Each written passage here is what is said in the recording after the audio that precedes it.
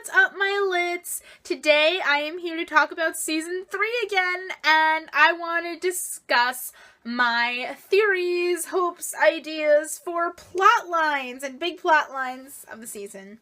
So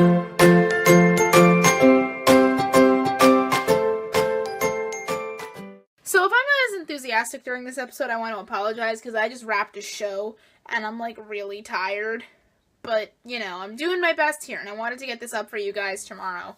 So, here I am filming. So, each season of The Librarians, as with any show, has had its own main plotline. Season 1 involved finding the library. Season 2 involved not only defeating Prospero, but also fixing the library. Now, I was planning on doing a video like this, and then when it was announced that Vanessa Williams was going to be the main villain in Season 3, we kind of found out about the plotline of Season 3.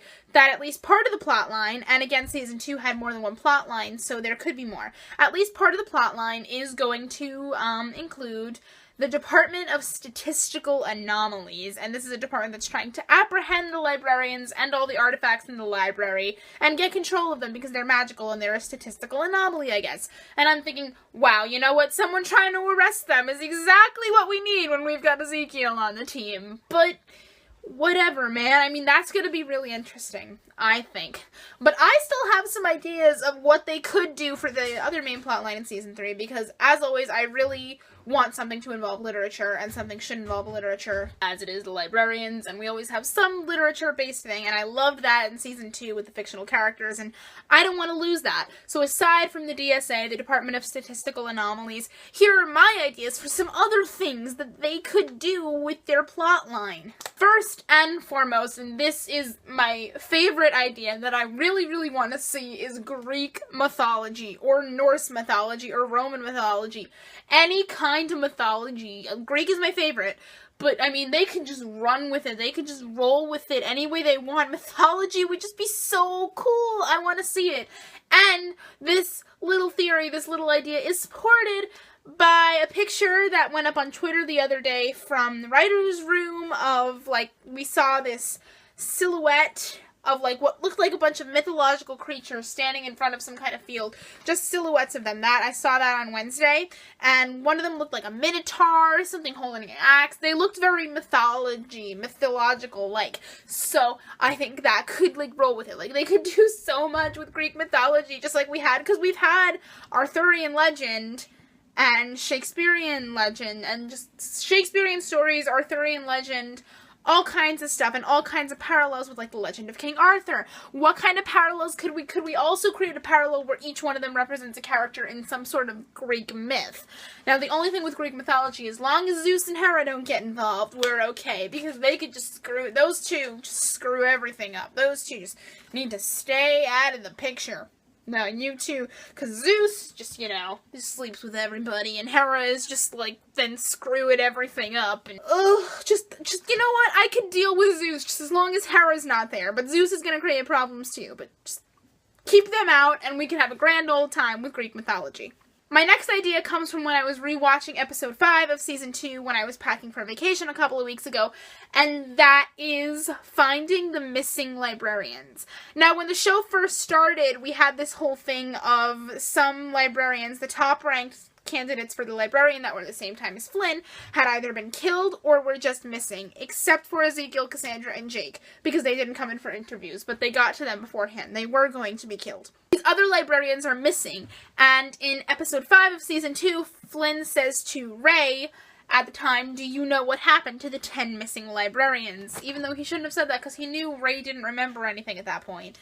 So, I think a really, really cool plotline for Season 3, and really interesting plotline, could be trying to find these 10 missing librarians. And that doesn't have to do with literature, but, you know, it's just, like, finding these 10 missing librarians, that could be so cool, and that could give us a reason for the 3 episodes that Flynn is gone. Like, maybe he goes off to look for a couple of them, whatever. Like, gives him reason to go away without the fighting.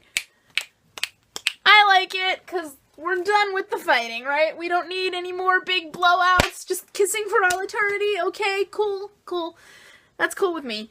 Speaking of finding missing people, the other idea that I like for Season 3 plotlines that was sort of suggested by Dean Devlin after Season 2 ended, someone asked him about hints towards the plot of Season 3, and he said, well, we haven't seen Charlene or Judson yet. So I really like the idea that Season 3, a plotline could be about finding Charlene and Judson. Now, I don't know why they need to be found, because at the end of Season 1, there was a note to Flynn from Charlene in the library.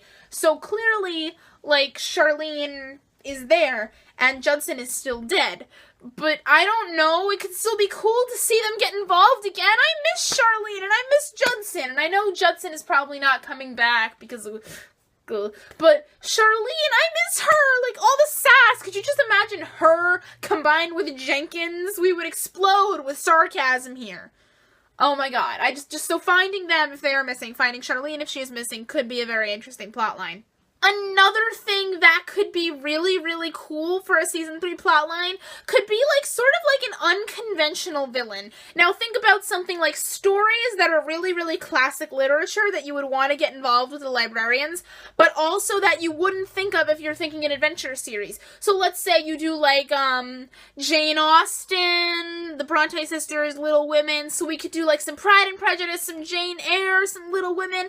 I don't know, like, your total, like, Victorian, like, classic literature, not that Little Women is Civil War America, but still, like, I'm thinking Jane Eyre here, because I love Jane Eyre so much, and I love Pride and Prejudice so much, too. But, like, so, like, really classic novels that you wouldn't think to get a clear villain out of. So let's say we get Jane Eyre, and they have to fight Bertha Rochester. Okay, Bertha Mason, whatever you want her to go by. Like, oh my god, like, let's say George Wickham comes and starts screwing stuff up from Pride and Prejudice. I don't know, like, unconventional villains, but it could be so cool. Oh, maybe George Wickham starts flirting with people, because, I mean, not that I want more jealous Flynn, but I have been dying for jealous Jake. Ooh, what if George Wickham starts flirting with Cat? Okay, that's not gonna happen, so I don't know why I'm saying it, but I felt like it needed to be said, because it would be fun.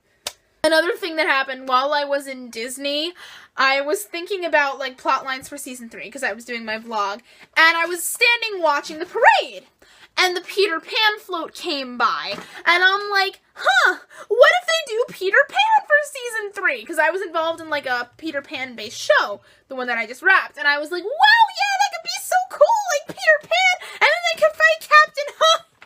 Perhaps gratitude isn't all that now.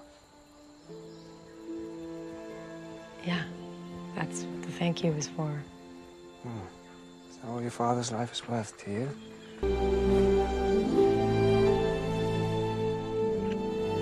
No, I'm not dealing with this again. No.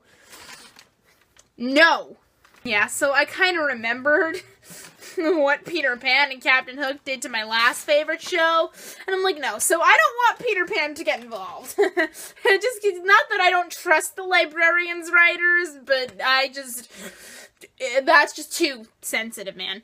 But that being said, they could do classic fairy tale stories, classic fantasy stories, so Peter Pan, just don't have Hook be that.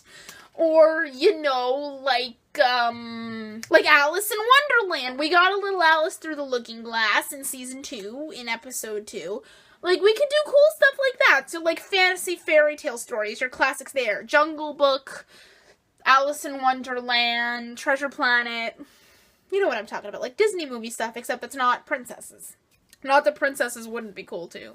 So that's it for me today. Filming is still underway. We haven't gotten any official set pictures yet, but we do get to see a lot of cast-related fun, which makes me so happy. I will see you next week, my Lits, when hopefully I'll have lots of set pictures to talk to you about. Bye-bye!